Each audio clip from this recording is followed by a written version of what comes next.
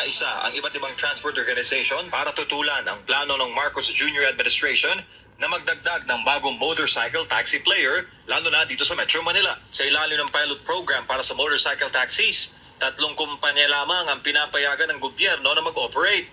Ito ay ang Angkas, Joyride at Move It, habang na-disqualify naman ang kumpanyang Grab. Ayon sa grupo ng mga nagtatricycle, sila ang pinakatatamaan dahil mawawalan sila ng pasahero kung dadabi pang lalo ang MC taxis. Hindi na makatarungan para sa grupo dahil pares naman daw nagbabayad ng buwis sa mga tricycle at MC taxi. At tanggap nila na hindi sila makakakuha ng pasahero sa mga major highway kumpara sa mga nakamotor. Pero sana kwentahin din nila kung ilang tricycle drivers, jeepney drivers, taxi drivers, at saka iba pang taxi drivers and UP Express drivers ang naapektuhan ng dahil sa motorcycle taxi na ito.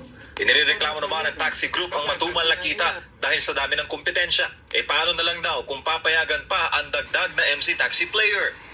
Kanina po, nang biyahe ko simula ang alas 9 ng umaga hanggang 3 o'clock, ang pira po ay 600 lang. Pinangkayan ko 100, pinanggasolin na kita 500 wala nang tira sa akin. So wala pang boundary, wala pang natira sa pira. Dahil po sa mga MC taxi na yan.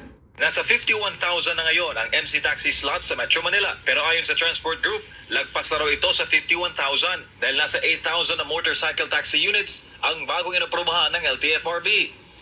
Sorry, Chairman, kaibigan kita, Guadis. Ang usapan, gusto mo mag-expand, mag-probinsya ka, hindi Metro Manila. Ba't sa Metro Manila kayo nagtagdag? Ang usapan, expansion outside Metro Manila and yung dagdag pag-aaral, extension ng pag-aaral dahil na kulang yung datos. At yung kayo mismo ang may kulang sa datos. Sa 7-6 na taon, hindi nyo natapos. Iminumungkahi naman ng LTFRB sa Kongreso na tapusin na sa Mayo ang pilot study para sa motorcycle taxis. Ang daming problema sa Umasa naman Pilipinas. ng transport groups na matatapos na ang gulangan sa sektor. Lalo na't malinaw na may mali ang pagbili ng Grab sa Move It kahit na nasa pilot program pa lamang ang MC taxi sa bansa. Binenta ng Move It si Grab, tama? Kay Grab. Hinarang namin dahil mali yun. Diba? Paano may ibibenta? Pilot pa lang. Naglabas sila nang sinabi nila mismo, hindi pwedeng gamitin. Meron akong kami record, tignan nyo sa media. May record at pa-press con sila, hindi pwedeng gamitin ni Move It si Grab. Ibig sabihin, yung kanyang application, yung kanyang training ground, sila lang galing yun. Meron nagsalita si ED ron, executive director nila. Pero bakit hanggang ngayon tumatakbo? At ang ginagamit, nakita nyo sa may Cubao? Lahat ng nakadikit doon, power by Grab. Para sa Diyos sa Pilipinas kung mahal. Ayan. Dagdag pahirap na naman sa mga tricycle driver at sa mga taxi driver. Ayan. Oh, ano to? BBM, Koteng. Naririnig mo ba? Ang mga sigaw nila na pagpapahirap ng gobyerno, yung mga ano mo doon, agency ng LTFRB sa kanila. Magkano lang daw ang kikitain nila. Ito sana, Kuting. Ang inaatupag mo. Ang mga reklamo ng taong bayan. Income nila dito, hindi pa nga kasya-kasyang makakain ng isang araw. Diyos ko. Sabi kanina ng taxi driver, 600 lang daw yung kita niya buong araw. Ginagasolina pa niya yung 500. Wala na siyang natira, wala pa siyang pambayad sa may-ari ng taxi. Hindi mabubuhay, pinapahirapan niyo ang taong bayan. Diyos ko, yung mga ordinaryong ganito nga lang, grabing pahirap.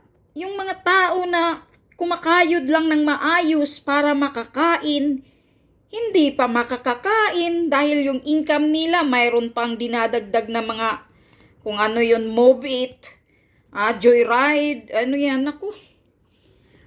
Ay, naku, pahirap talaga, pahirap. Pero itong Kuting, walang pakialam sa inyo, mga tatay. Basta siya nakapagbiyahe, nakapagpasikat siya sa iba't ibang bansa.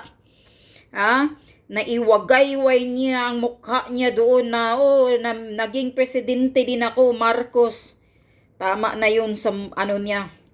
popularidad lang kailangan ni Kuting na umupo pagka presidente.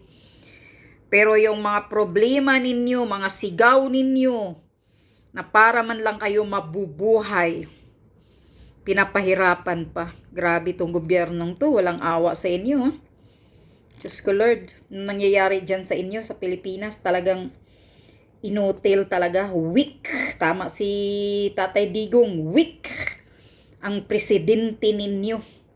Bangag. Bangag, bangag, bangag.